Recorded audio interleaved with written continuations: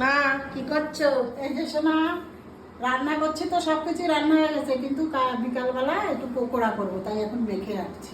অনেকদিন পরে পকোড়া বানাচ্ছে, প্রায় 2 মাস পরে। হ্যাঁ, এখন গরম পড়ে গেছে না, ওর জন্য এখন একটু ঠান্ডা ঠান্ডা ওয়েদার আছে, বৃষ্টি হয়েছে তো এখন ওই জন্য মেখে ভালো লাগবে। সবকিছু মেখে ফ্রিজে রেখে দেবো। আচ্ছা তারপরে বের করে তারপর সন্ধ্যার সময় ভাজা করে গরম গরম পকোড়া সস দিয়ে দেবো।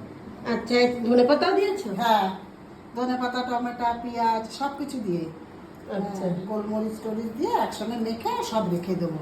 আচ্ছা, আজকে মশলা বেটে দাওনি না? না, হ্যাঁ ঠিক আছে। আজকে বেটে দিনি, এই যে কর্নফ্লাওয়ার সব এখন মানে ইয়ে করে মাখবো একসঙ্গে। আচ্ছা, এটাই ভালো। হ্যাঁ, এখন সব মেখে রাখবে তাই তো? হ্যাঁ, হ্যাঁ। মেখে রাখলে ভালো হয়, মেখে ফ্রিজে ঢুকিয়ে দেবো, তারপরে বের করে ভাজা করবো। গরম গরম পকোড়া, সবাই এসো। হ্যাঁ, আচ্ছা।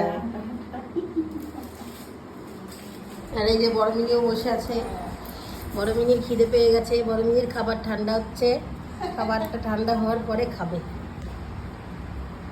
শোনা মেয়ে, ভালো মেয়ে, লক্ষ্মী মেয়ে ও খুব।